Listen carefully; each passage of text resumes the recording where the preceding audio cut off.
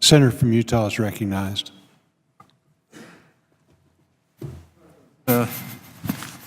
Before the 114th Congress adjourns, I want to take a minute to put on record my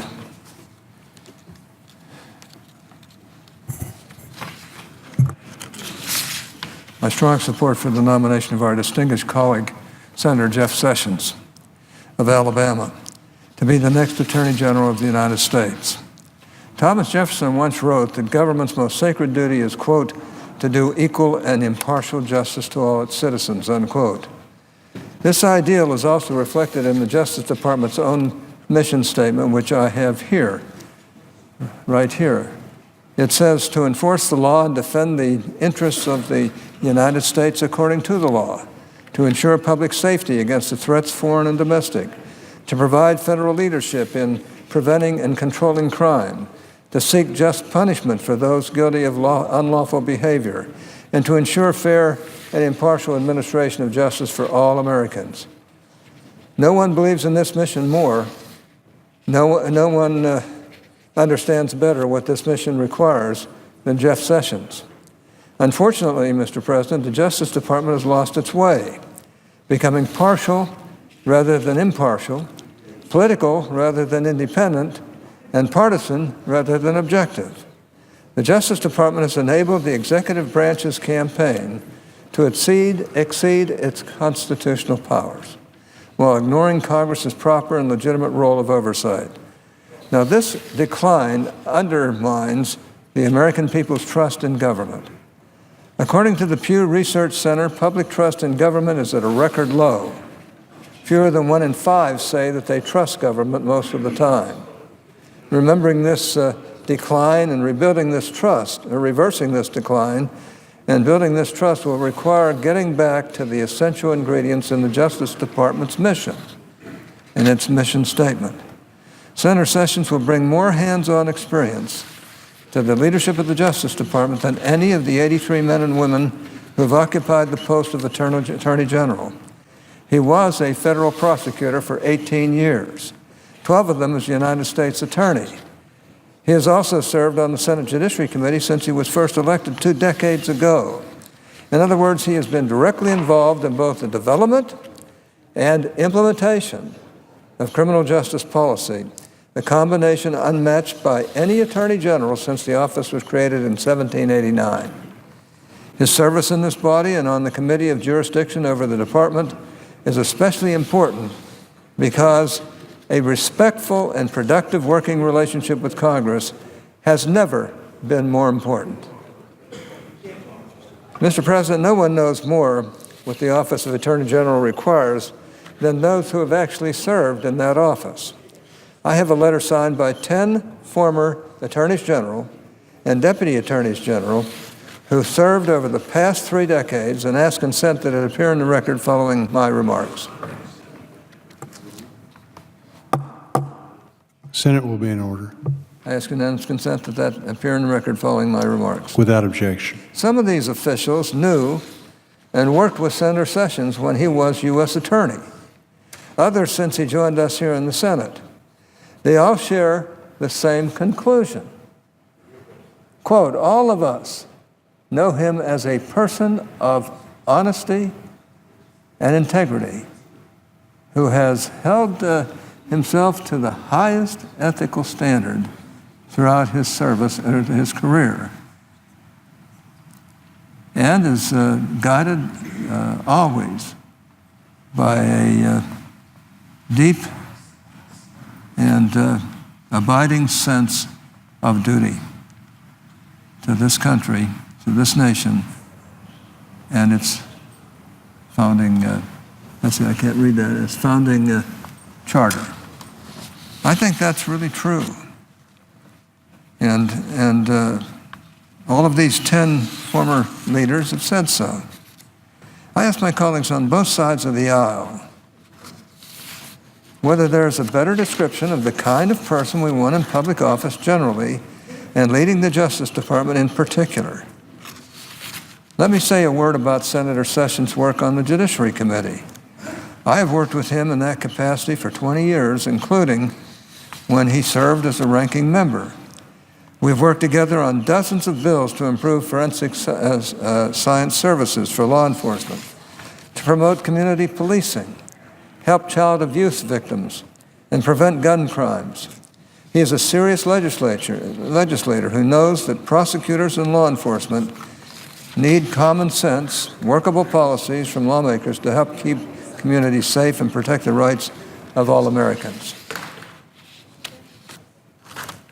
I also received a letter from a bipartisan group of 8 men and women who have served as Director of National Drug Control Policy or as Administrator of the Drug Enforcement Administration.